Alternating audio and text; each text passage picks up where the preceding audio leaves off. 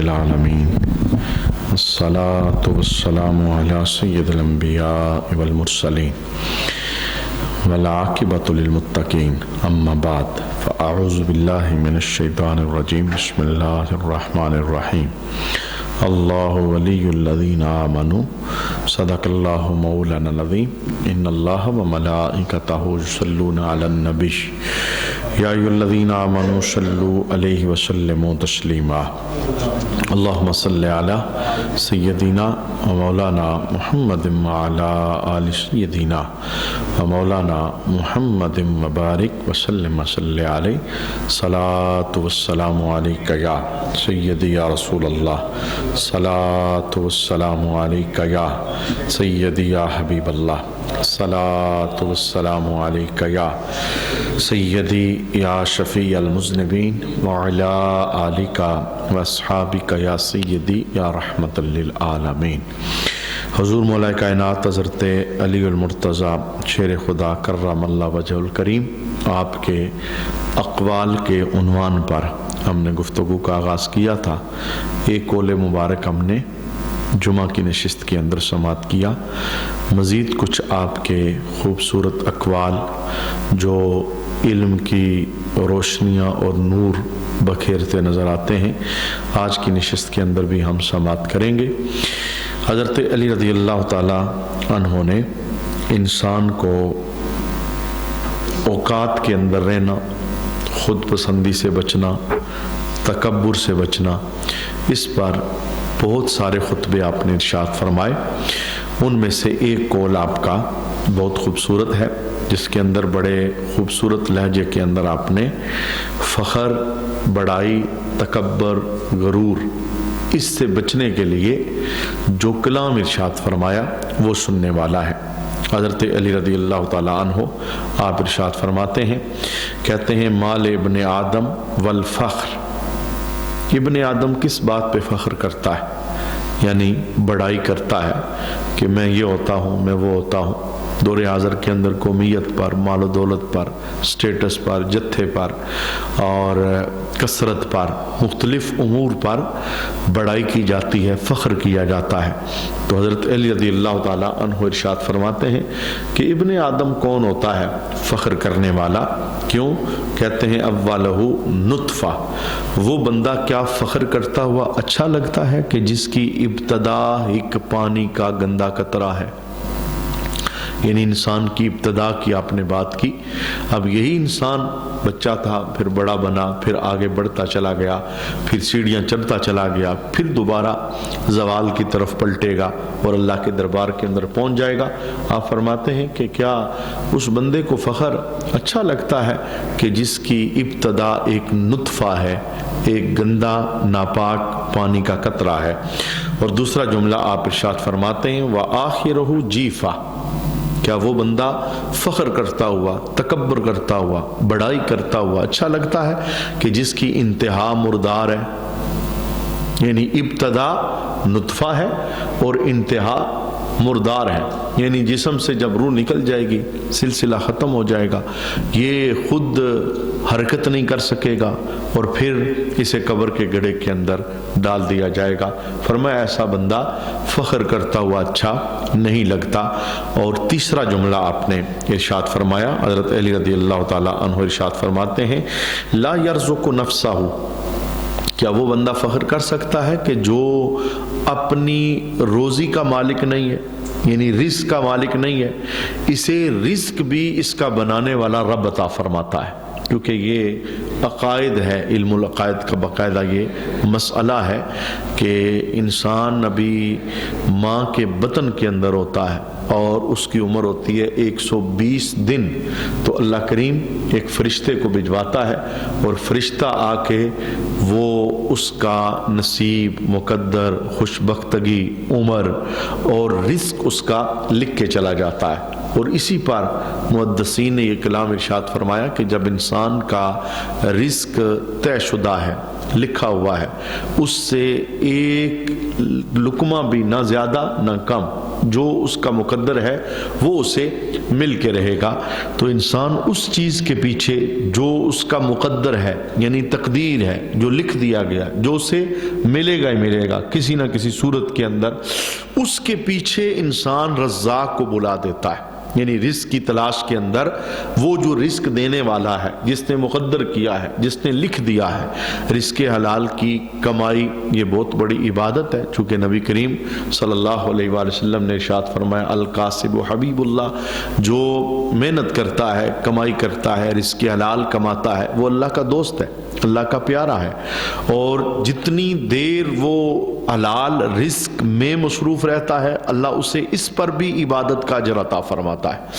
کہنے کا معنی یہ کہ اس طرح رزق کے اندر منہمک ہونا کہ اللہ کو بلا دیا جائے، رسول اللہ کو بلا دیا جائے، حرام حلال کا فرق ختم ہو جائے، پنج گانا نماز کی پابندی نہ رہے، یہ رزق بندے کے لیے یہ بندے کے لیے زوال کا سبب ہوتا ہے۔ جیسے نبی کریم صلی اللہ علیہ وآلہ وسلم کے دربار میں ایک صحابی حاضر ہوئے جو غریب تھے، انہوں نے عرض کیا رسول اللہ صلی اللہ علیہ وآلہ وسلم آپ کی دعائیں قبول ہوتی ہیں، آپ دعا کریں اللہ کے دربار میں کہ اللہ مجھے مالدار بنا دے، مجھے مال چاہیے۔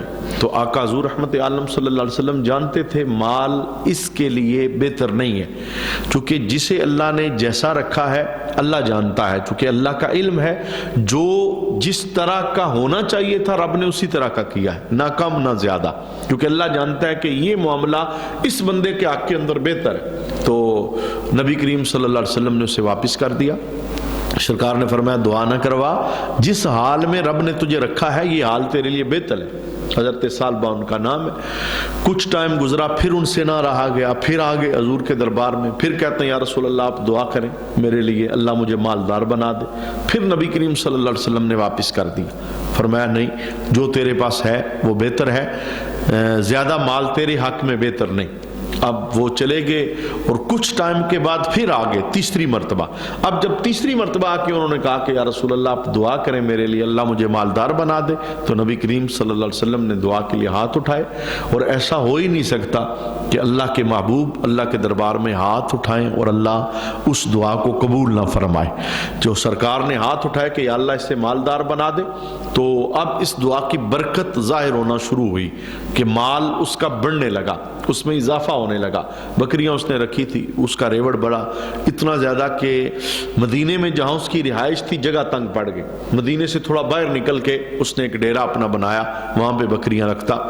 اب اس بندے کے متعلق محدثین کہتے ہیں کہ اسے کہا جاتا تھا حمامۃ المسجد، یعنی صحابہ کے مابین خطاب کچھ ہوتے ہیں نا، کسی کا کیا خطاب، کسی کا کیا خطاب، تو اس کا خطاب تھا حمامۃ المسجد، مسجد کی کبوتری سے لوگ کہتے تھے، صحابہ مسجد کی کبوتری۔ وجہ کیا کہ جب کبھی اسے دیکھو یہ مسجد میں بیٹھا ہوتا، کبھی تلاوت، کبھی نفل، کبھی کیا، اور جب کوئی اس کا ایڈریس پوچھتا، کوئی پوچھتا یار سالبہ کدھر ہے، تو لوگ کہتے یار دیکھو مسجد بیٹھا ہوگا، یعنی اتنا زیادہ یہ اللہ کے دربار میں جھکنے والا بندہ تھا۔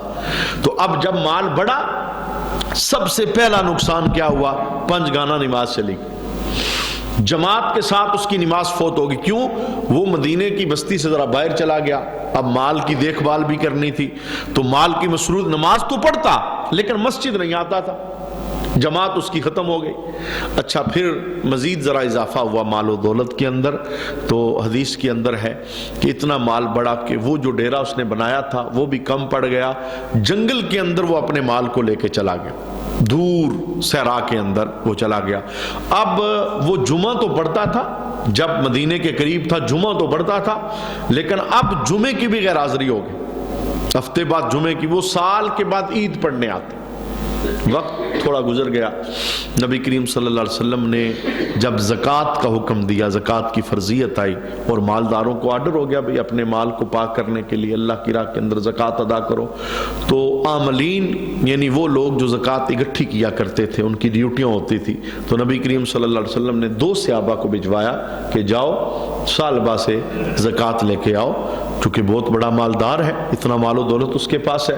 اب جب صحابہ گئے اور زکوٰۃ کا جو ریشو تھا بتایا گیا تھا 40%، اس حساب سے جب اس نے اپنی بکریوں کا حساب لگایا تو یہ تو مال بہت زیادہ بنتا تھا، کیلکولیٹ کیا اس نے، بہت زیادہ بنتا تھا تو آگے سے کہنے لگا کہ یہ کیسا مجھ پہ ٹیکس لگایا جا رہا ہے، یہ تو میری دن رات کی کمائی ہے، میں نے محنت کر کے میں یہاں پہ پہنچا ہوں، میں خود نہیں پہنچا، بہت محنت میں نے کی ہے، خود بخود یہاں نہیں آ گیا۔ اب جب اس نے اس طرح کے جملے بولے اور مال دینے سے اس نے انکار کر دیا، کہنے لگا یہ ٹیکس ہے، میں بس اپنی مرضی سے جو ہوا دے دوں گا، تو صحابہ وہ واپس آ گئے۔ ابھی صحابہ نبی کریم صلی اللہ علیہ وسلم کے سامنے آ کے بولے نہیں تھے، یعنی انہوں نے بتایا نہیں تھا کہ یا رسول اللہ ثعلبہ نے تو یہ جواب دیا ہے، اس سے پہلے رب نے آسمان سے جبریل کو خبر دے کے بھجوا دی، اور ثعلبہ کی مذمت کے اندر اللہ کریم نے قرآن کی آیت نازل کی، جن لوگوں کو ہم نے اپنے فضل سے نوازا ہے، اور جب مال نہیں تھا کہتے تھے مال ملا تو ہم صدقہ بھی کریں گے، ہم دیں گے بھی، جب ہم نے دے دیا تو کہتے ہیں یہ ساری ہماری اپنی کمائی، یہ کیسا ہمارے اوپر ٹیکس ہے۔ تو اب نبی کریم صلی اللہ علیہ وسلم نے صحابہ کو کیا کہا کہ ثعلبہ ہلاک ہو گیا۔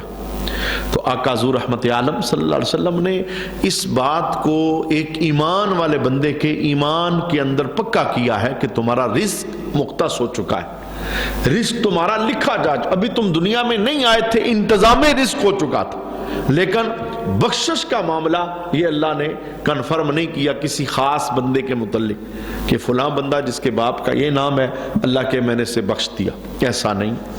بخشش کا معاملہ یہ اللہ کے پاس ہے، چاہے تو بخشے چاہے تو عذاب۔ تو وہ چیز جس کی فکر کرنی چاہیے تھی اس کی فکر نہیں ہے، اور جس کی فکر نہیں کرنی چاہیے تھی جو ہے ہی خالص اللہ کی عطا، جس کا ذمہ رب نے لیا ہے، بندہ اس میں فکر مند ہے۔ تو مولا علی رضی اللہ تعالیٰ عنہ فرماتے ہیں کہ اس بندے کو فخر کرنا اچھا نہیں لگتا کہ جو اپنے رزق کا مالک نہیں، رزق بھی اسے رب عطا فرما رہا ہے۔ اور چوتھا جملہ آپ نے ارشاد فرمایا وَلَا يَرْفَعُ حَتْفَهُ، فرمایا کیا وہ بندہ فخر کرتا اچھا لگتا ہے کہ جو اسرائیل کو آنے پر پیچھے نہیں کر سکے گا، یعنی اسرائیل روح لینے آئے اور وہ بندہ کہے کہ جا میں روح نہیں دیتا، فرمایا کیا یہ بندہ بڑائی سے اچھی لگتی ہے، فخر اسے اچھا لگتا ہے، تکبر غرور اسے اچھا لگتا ہے جو اپنی موت ٹال نہیں سکتا، اسرائیل آئیں گے روح لے کے چلے جائیں گے۔ اور یہ بات ہر بندہ جانتا ہے، یہ غرور تکبر گھمنڈ بڑائیاں تب تک ہے جب تک سانس کی مالا چل رہی ہے، سانس ختم تو جناب بندہ چارپائی کے اندر پڑا ہے، پھر سب کچھ ختم ہو گیا، زور جتھا طاقت غرور تکبر سٹیٹس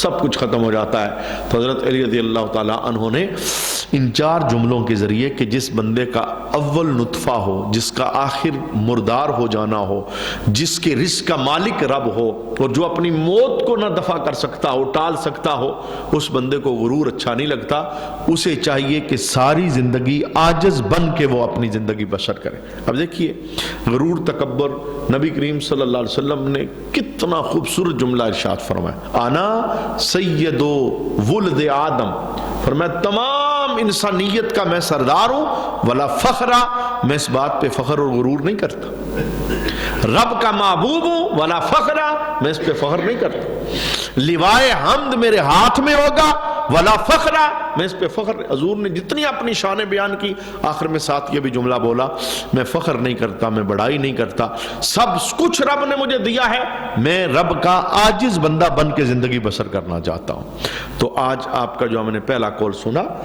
اس پہلے قول کے اندر جو ہمارے لیے تربیت ہے وہ یہ ہے کہ عاجزی اللہ کو پسند ہے، بڑائی تفاخر فخر اس سے اللہ تعالیٰ ناپسند کرتا ہے اور یہ بندے کو زیب نہیں دیتی۔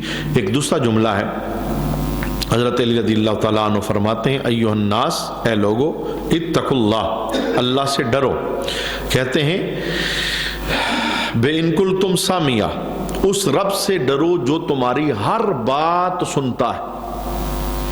بیوی سے تم چھپ سکتے ہو، اولاد سے چھپ سکتے ہو، امام مقتدی سے چھپ سکتا ہے، پیر سے مرید چھپ سکتا ہے، شاگرد استاد سے چھپ سکتا ہے، بڑے رشتوں سے بندہ اپنے آپ کو چھپا سکتا ہے، یار اس نے تو نہیں سنا، اس نے تو نہیں سنا۔ تو حضرت علی رضی اللہ تعالیٰ عنہ کہتے ہیں کہ اے لوگو، اس رب سے ڈرو جو تمہاری ہر بات سنتا ہے، انہو علیم بذات الصدور، بلکہ سننے سے بھی اوپر کا درجہ ہے کہ ہم بات نہیں کرتے، خالی دل میں خیال پیدا کرتے ہیں، ہم سوچتے ہیں یہ کام ہو جائے یا ہم ایسا کرنا چاہتے ہیں، ہمارا ارادہ کوئی بن جائے، دل کے اندر خیال آ جائے، تختی پہ لکھا جا چکے، تو ہمارا رب اس خیال سے بھی واقف ہے، اس سے کوئی بات چھپی نہیں۔ جب اللہ سے کوئی بات چھپی نہیں تو پھر انسان کتنی دلیری سے گناہ کرتا ہے، پھر کس طرح اس کی دلیری ہے کہ یہ ببانگ دہل اپنی زندگی رب کی ناراضگی والی بنا کے گزارتا ہے۔ تو حضرت علی رضی اللہ تعالی عنہ آپ دوسرا جملہ ارشاد فرماتے ہیں، کہتے ہیں وَإِنْ أَدْمَرْتُمْ عَالِمًا، فرمایا وہ صرف تمہاری بات سنتا ہی نہیں بلکہ تمہارے دلوں کے رازوں سے بھی وہ واقف ہے۔ اس لیے صوفیہ نے سب سے بڑی تربیت جو کی ہے وہ یہ ہے کہ انسان اپنے اندر کے نفس کو دھونے کی کوشش کرے، کیونکہ ظاہر صاف ستھرا ہے، پاکیزہ طاہر ہے، یہ بندے دیکھتے ہیں، اس پر بندوں کی نظر ہوتی ہے، اور ہمارا جو باطن ہے، ہمارا جو اندر ہے، اس پہ ہمارے مالک کی نظر ہوتی ہے۔ اسی لیے حدیث کے اندر موجود ہے رب تمہاری صورتیں نہیں دیکھتا، رب تمہارے دلوں کا تقوی دیکھتا ہے۔ اور پھر دوسری حدیث میں قربانی کے موقع پر نبی کریم صلی اللہ علیہ وسلم نے فرمایا اللہ کے ہاں تمہارے جانوروں کا گوشت نہیں پہنچتا، یہ گوشت تو تم خود ہی کھا جاتے ہو، رب کے ہاں تمہارے دل کا تقوی پہنچتا ہے۔ یعنی اندر ارادہ کیا ہے، نیت کیا ہے، تم کام کس غرض مقصد کی خاطر کرتے ہو، یہ چیز رب کے دربار کے اندر پہنچتی۔ تو حضرت علی کہتے ہیں کہ اس اللہ سے ڈرو جو تمہاری ہر بات سنتا ہے، صرف بات نہیں سنتا، تمہارے ہر راز سے واقف ہے۔ پھر آپ ارشاد فرماتے ہیں، کہتے ہیں وَبَادِرُ الْمَوْتَ الَّذِي إِنْ حَرَبْتُمْ أَدْرَكَكُمْ، کہتے ہیں اے لوگو اس موت کی طرف جلدی کرو کہ اگر تم بھاگنا بھی چاہو گے وہ تمہیں پکڑ لے گی۔ یہ دیکھیں ہمارا سفر ڈبل ہے، ڈبل اس طرح ہے کہ ہم موت کی طرف جا رہے ہیں، موت ہماری طرف آ رہی ہے۔ ایک بندے نے یہاں سے لاہور جانا ہے، اکیلا جائے تو ہو سکتا ہے 4 گھنٹے لگے، لیکن جس سے اس نے ملنا ہے وہ لاہور سے گجرخان کی طرف آئے تو یہ سفر 2 گھنٹے میں طے ہو جائے، کیونکہ بیچ رستے میں ان کی آپس میں ملاقات ہو جائے۔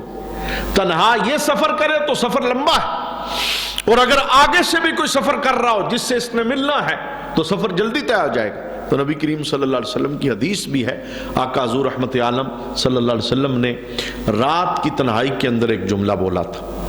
حضرت انس کہتے ہیں کہ میرے دل کے اندر یہ خیال پیدا ہوا کہ میں دیکھوں سرکار رات کیسے بسر کرتے ہیں۔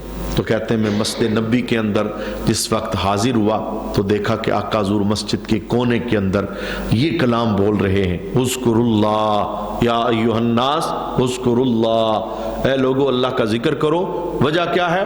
موت تمہاری طرف آ رہی ہے، تم موت کی طرف جا رہے، یہ ڈبل سفر ہے، موت بھی تمہارے قریب آ رہی ہے، تم بھی موت کے قریب جا رہے، دونوں ایک دوسرے کی طرف بڑھ رہے ہیں۔ اور حضرت علی رضی اللہ تعالیٰ عنہ آپ فرماتے ہیں کہ اس موت سے تم سبقت کیسے لے جا سکتے ہو کہ اگر تم بھاگنا بھی چاہو وہ تمہیں بھاگنے نہیں دے گی۔ اور آپ کا اس قول کے اندر جو آخری جملہ تھا، کہتے ہیں وَإِنْ أَقَمْتُمْ أَخَذَكُمْ، اگر تم رک جاؤ گے تو وہ تمہیں پکڑ لے گی، بھاگو گے تو موت سے بھاگ نہیں سکتے، اور ٹھہر جاؤ گے وہ تمہیں پکڑ لے گی۔ اور کہتے ہیں وَإِن نَسِيتُمُوهُ ذَكَرَكُمْ، اور اگر تم موت بھول جاؤ گے تو وہ تو تمہیں نہیں بھولے گی، یعنی تم بلا دو۔ یہ گھروں کے اندر تذکرہ بعض دفعہ ہوتا ہے نا کہ کوئی بندہ کہ یار میں مر گیا تو ایسا کرنا، تو گھر کے اندر عورتیں جملہ بول دیتی ہیں اللہ نہ کرے، یعنی موت کا تذکرہ تک کرنا بھی گوارا نہیں کرتے۔ ہمارے کہنے سے کیا ہوگا؟ وقت جو ہمارا لکھا ہے وہ ٹلنے والا ہے، نہیں ٹلنے والا، وہ تو طے شدہ ہے۔ حالانکہ حدیث کا منشا یہ ہے، نبی کریم صلی اللہ علیہ وسلم کی تربیت یہ ہے کثرت سے موت کو یاد کیا جائے، اور ہر مسلمان کو اپنا وصیت نامہ لکھنا چاہیے۔ یہ اس ٹاپک پہ انشاءاللہ میں گفتگو کروں گا کہ کیا کیا وصیت کے اندر مسلمانوں کو لکھنا چاہیے۔ یہ وصیت خالی یہ نہیں ہوتی کہ جناب جب بندہ بالکل بستر مرگ پہ پڑا ہے، آخری ٹائم ہے، تو بندہ پھر اس وقت بتائے فلاں یہ کرنا، فلاں یہ کرنا، میرے پیچھے ایسا کرنا۔ وصیت ہر بندہ اپنے صحت کے ایام کے اندر لکھ کے جائے، میں نے کب سے اپنی وصیت نامہ لکھا ہوا ہے۔ تو یہ سنت پاک بھی ہے، یہ سنت پاک بھی ہے. اور اس سے کیا ہوتا ہے، اور جب کبھی نا اس وصیت نامے پہ نظر پڑتی ہے نا قبر یاد آ جاتی ہے ہاں کہ یہ میری وہ کہانی ہے. جب میری آنکھ بند ہو جائے گی، جب مجھے سفید کفن کے اندر لپیٹ دیا جائے گا، تو یہ وہ چیزیں ہیں جو انسان کو آخرت یاد کرواتی ہیں. تو یہ موت کے ذکر سے ڈرنا نہیں چاہیے. مولا علی کہتے ہیں تم بھولو گے، موت نے تو تمہیں بلانا نہیں. اللہ اکبر. حضرت عمر رضی اللہ تعالی عنہ آپ اپنے دربار کے اندر موجود تھے اور وزارت کے جتنے معاملات تھے، حکومت کے معاملات نبھا رہے تھے، مگن تھے. تو ایک بزرگ سفید ریش وہ محفل کے اندر داخل ہوئے، تو انہوں نے آ کے ایک جملہ بولا، یا عمرہ لا تنسا موتک. اے عمر، اتنا مگن ہے خلافت میں، موت نہ بھولنا. بس اتنا جملہ بولنے کی دیر تھی، حضرت عمر کی چیخ نکلی. آپ نے کہا تو نے مجھے کیا یاد کروا دیا. پھر آپ نے اس بندے کو باقاعدہ ڈیوٹی پہ رکھا پیسے دے کے. آپ نے کہا جب میں خلافت کی ذمہ داریاں نبھا رہا ہوں، تیرا کام یہ تو نے آ کے مجھے یہ جملہ بولنا ہے، عمر موت نہ بھولنا. تو وہ بندہ باقاعدہ یہ ڈیوٹی دیتا. محفل لگی ہوتی، صحابہ کہتے ہیں ہم بیٹھے ہوتے، اور آ کے وہ جملہ بولتا، یا عمر لا تنسا موتک. اتنا جملہ بولتا نا تو حضرت عمر کی آنکھیں اشک بار ہو جاتی. تو پھر کہتے ہیں ایک دن وہ بندہ آیا تو حضرت عمر رضی اللہ تعالیٰ عنہ نے کہا اپنا جو خزانچی تھا کہ اسے اس کی تنخواہ دو اور اسے کہو کہ کل سے ڈیوٹی پہ نہ آنا. تو اس نے کہا کہ امیر المومنین مجھ سے کوئی غلطی ہوگی، آپ نے جو مجھے کام سونپا تھا آپ وہ واپس لے رہے اور کہتے ہیں کل نہ آنا. تو آپ نے کہا تجھ سے کوئی غلطی نہیں ہوئی. آپ نے اپنے داڑھی کی طرف اشارہ کیا، کہا دیکھ اس میں اب سفید بال آ گئے، اب مجھے تیری ضرورت نہیں. جب میں پلٹ کے سفیدی کو دیکھوں گا مجھے میری موت یاد آتی رہے گی. یہ حضرت یعقوب پیغمبر، یہ آپ کا جملہ ہے. آپ نے حضرت اسرائیل سے یہ کہا تھا، آپ نے کہا تھا کہ دوستی تھی ان کی، حضرت یعقوب پیغمبر کے ساتھ حضرت اسرائیل کی دوستی تھی. آپ نے کہا تھا کہ آپ جب میری روح لینے آؤ نا تو پہلے کوئی پیغام رساں بھیجنا، کوئی کاسد بھیجنا. تو انہوں نے کہا تھا ٹھیک ہے، میں آپ کی روح لینے آؤں گا نا تو میں کوئی پیغام رساں آپ کی طرف بھجواؤں گا. تو پھر ایسا ہی ہوا، آپ کی روح لینے کے لیے آئے تو پیغام رساں کوئی نہ بھجوایا، روح قبض کرنے آ گئے. کہا اللہ کے پیغمبر تیاری کیجیے، آپ کے جانے کا وقت آ گیا. تو حضرت یعقوب کہنے لگے یار تیری میرے ساتھ دوستی تھی، میں نے تمہیں کہا تھا پہلے کوئی کاسد بھیجنا، تم نے کوئی پیغام والا بھیجا ہی نہیں، اب اچانک آ گئے روح لینے کے لیے. تو ملک الموت نے کہا کہ میں نے کاسد بھیجے تھے، صرف آپ کے پاس نہیں، میں ہر ایک کے پاس بھیجتا ہوں. تو آپ نے پوچھا وہ کون سا کاسد تو نے بھیجا؟ تو ملک الموت کہنے لگے کالے بالوں کے بعد بالوں کا سفید ہو جانا میرا کاسد ہے، اٹھو ہی کمر کے بعد کمر کا جھک جانا یہ میرا کاسد، تیز نظر کے بعد نظر کا کمزور ہو جانا یہ میرا کاسد. گویا بندہ بڑھاپے کی منزل میں قدم رکھے تو اب دن بدن وہ موت کے قریب ہو رہا ہے. شیخ سعدی شرازی آپ نے ایک بڑا خوبصورت جملہ بولا تھا. آپ نے کہا تھا خیر کن اے فلاں و غنیمت شمار کن. آپ فرماتے ہیں کہ اے بندے تیری ہر سانس تیرے لیے غنیمت، غنیمت شمار کر کے تو زندہ ہے، سانسیں آ جا رہی ہیں. آپ ارشاد فرماتے ہیں، آپ کہتے ہیں زیں پیشتر کے بانگے برائے فلاں نہ ماند. فرمایا اس سے پہلے کہ اعلان ہو جائے کہ فلاں نہیں رہا، ہر سانس غنیمت جان اور رب کا شکر ادا کر. یہ ڈیلی ہماری مساجد میں اعلان ہوتے ہیں، ہر آئے دن کوئی نہ کوئی بندہ آتا ہے اعلان کریں جی. یہ اعلان کبھی ہمارا بھی تو ہونے والا ہے. تو حضرت علی رضی اللہ تعالی عنہ کا یہ قول، اس کا آخری جملہ ہم نے سیکھا کہ تم موت کو بھولو گے، موت نے تمہیں نہیں بھولنا، وہ تو تمہیں یاد رکھے گی. اللہ ہمیں موت کی تیاری کی توفیق عطا فرمائے اور ان اقوال کے ذریعے اللہ ہماری زندگیوں میں نور داخل فرمائے. وما علینا الا البلاغ المبین.